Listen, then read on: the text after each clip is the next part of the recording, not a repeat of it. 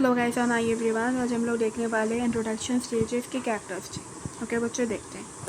बच्चों, introduction stage में क्या होता है, जो न्यू प्रोडक्ट है ना वो जैसे लॉन्च हुआ है मार्केट में, तो कस्टमर के अंदर उस प्रोडक्ट के बारे में ज़्यादा अवेयरनेस नहीं होती, कस्टमर को ज़्यादा पता नहीं होता उस प्रोडक्ट के बारे में, एक्सेप्टेंस भी बहुत ज़्यादा कम होती है, और कंपटीशन जो होता है ना वो उस प्रोडक्ट का ना के बराबर होता है इंट्रोडक्शन फेज में, राइट। प्रॉफिट भी एकदम कम होता है, ना के बराबर होता है।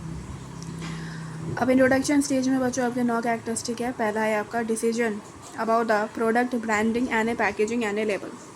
क्या है आपका decision about the product, branding, packaging and A labelling. Introduction stage में जो आपका प्रोडक्ट है ना उसका ब्रांडिंग जो है वो डिसाइड किया जाता है, उसका पैकेजिंग कैसा होगा वो डिसाइड किया जाता है, उसका लेबल जो कैसा होगा वो डिसाइड किया जाता है। इंट्रोडक्शन फेज में बच्चों जो आपका डिस्ट्रीब्यूशन और जो प्रोमोशनल एक्सपेंस होता है ना बहुत ही ज़्यादा होता है। क्या होता है? बहुत ही ज़्यादा होता है। High distribution and promotional expense. क्या होता है? High distribution and promotional expense. Introduction phase में बच्चों जो आपका प्रॉफिट है ना वो बहुत ही ज़्यादा लो होता है, या फिर आप बोल सकते हो ना के बराबर होता है, नेगेटिव होता है। क्यों? क्योंकि जो प्रोडक्ट है वो ज़्यादा सेल नहीं हो रहा होता है, उसकी क्वांटिटी ज़्यादा सेल नहीं हो रही होती है। प्रॉफिट लो है, और नेगेटिव हो या फिर negative due to the low initial volume. ठीक है। उसके बाद इंट्रोडक्शन फेज में जो प्रोडक्ट की प्राइस है ना बच्चों, या तो एकदम कम होगा, क्या होगा? एकदम कम होगा, या तो वो एकदम ज़्यादा होगा। लाइक आपका सपोज़ एक प्रोडक्ट जो मार्केट में 50 रुपये में बिक रहा है ना, आपने जो न्यू प्रोडक्ट लॉन्च किया है आप उसको मार्केट में कितने में बेच रहे हो? 30 में बेच रहे हो, मतलब उससे कम में बेच रहे हो, बहुत ज़्यादा कम में बेच रहे हो। या तो आप हाई प्राइस में बेच रहे हो, क्या बेच रहे हो? हाई प्राइस पे बेच रहे हो।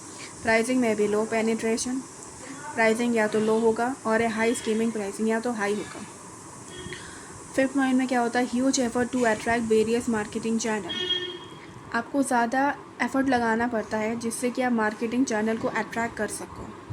मतलब आपका प्रोडक्ट सपोज़ आपने एक ही जोन में इंट्रोड्यूस किया, अब आप चाहते हो उसको ऑल ओवर इंडिया में वो बिके, तो आपको क्या करना पड़ेगा? जो दूसरे चैनल है उसमें आपको बात करनी पड़ेगी, उनको अट्रैक्ट करना पड़ेगा, जिससे कि वो आपका जो प्रोडक्ट है उसको दूसरे मार्केट में बेचें।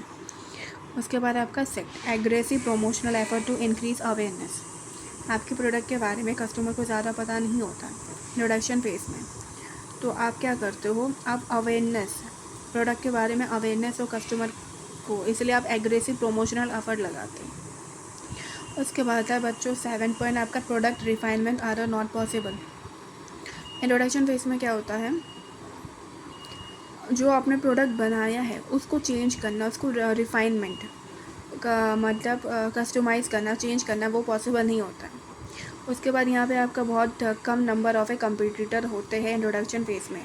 Few competitor produced basic version of the product. 9 point क्या है? आपके प्रोडक्ट के बारे में बहुत कम लोगों को पता होता है, तो आप क्या करते हो? आप उन कस्टमर पे फोकस करते हो क्या क्या जो कि इनोवेटिव कस्टमर हो। क्या? इनोवेटिव कस्टमर जो न्यू प्रोडक्ट ख़रीदना क्या करते हैं? प्रेफर करते हैं, या फिर ट्राई करना प्रेफर करते हैं। Focus on a those buyer who are the most ready to bye.